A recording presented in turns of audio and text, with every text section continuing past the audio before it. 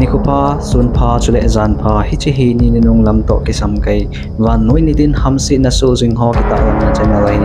nang dia apat na ahile subscribe min chule achum sa le like le share jong polling aseijuite nitin hamsetna sang che tan midan ho no nikolai mi te banga hin ko nom ta amang nalai phat kichai ding le pm te kisu mang ding hapanai lo jong bible step kisel gu uilung ho amu jingho pakai lam tu dia ki gu na ding phat pha anei the na dewin ipaw may achaina na event patini na imukuising tawkan ama sa pina inevet diwin June 15 ya 5 kelaw mun Peru gamsunga thilse hi 5 le kelaw mun chu 6.1 magnitude ha lingpi an ke hoin mi khatin thina tuin mi somla sagi kisukhain chule kopi sunga in le lampi ho na susie tunai vai hom ho saidanin tu chung ling ke hon hi tu kumaria hat pin hitai atiwe hichun nitin ke mancha ko phemei wa le telephone line ho na susie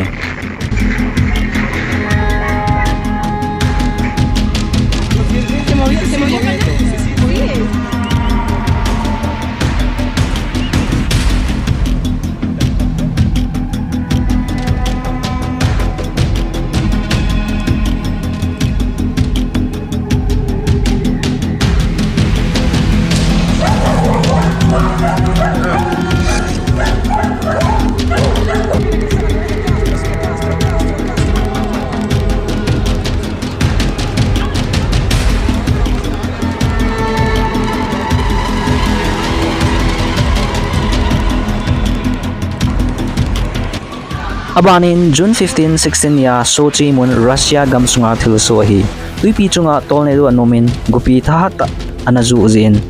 Sochi khopia lampi ho luidung asu doin kophemai wa anasosi luidung ho jong alet doin bonang analongin kal ho lo mangin traffic anike khain molal hang nipi laite in bo hi nahi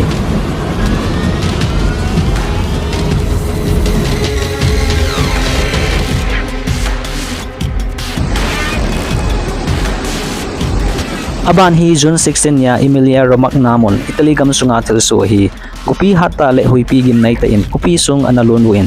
ille gari ho jom tuina chumen munchom chuma kal ho le thing ke lo ke anasusi in hui hadan 100 km/h in ana phazowin in ting ho jong asem do in kindergarten in chung jong asem do in chule balokna airport jong chom khana dina ke khai na hi ting langa salvatera muna tornado jong amun chule gamsung anasa jom le jing na hi Hichihi June 16 ya marathon atikamon Greece gamsunga thilse hi gamsunga mai ka hata anum do in chule mai phalmena pang tampian jong wanleng mangchan achung ano in pan analapei nga lowe hui hajin mai ka amachal le in munto kinai Saint Raphael monastery komjong ana phajaw na hi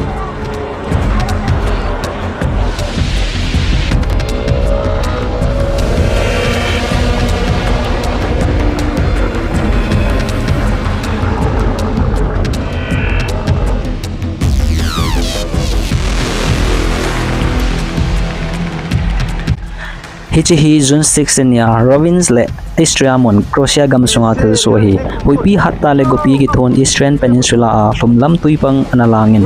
thilalo atu pha zo se amun mangin thingthung ahlun inchungin bang oge anasusi Rovins be mona mi thum tabang thinglu a kon ana kisukhaun tuikong ho le ki huilhana ki song bu ho jong asusin akisuka ho pula hospital akitha lut chal inahi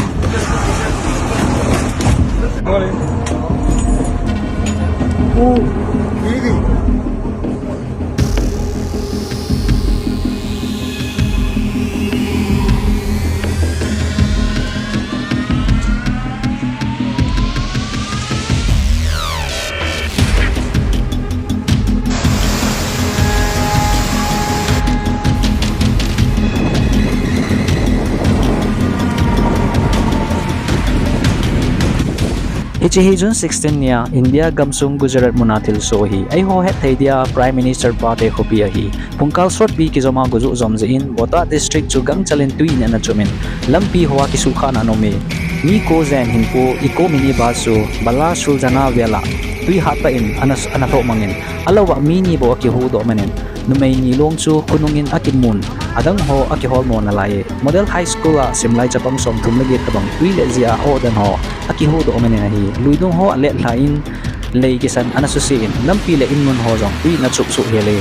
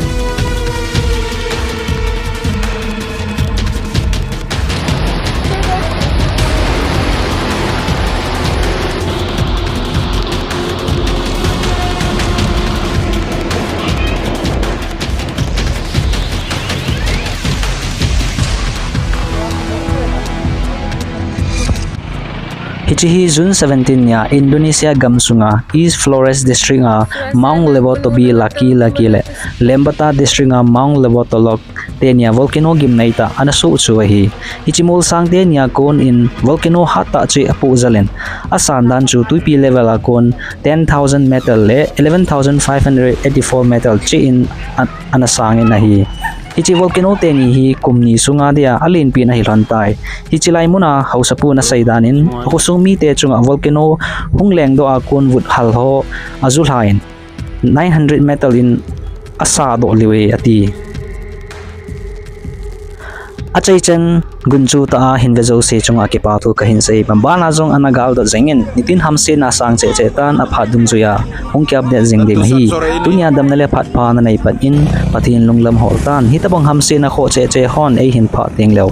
ithi hindiu bo ibui video a hitan pathin lunglam hol na man phat inai pa lo dio hi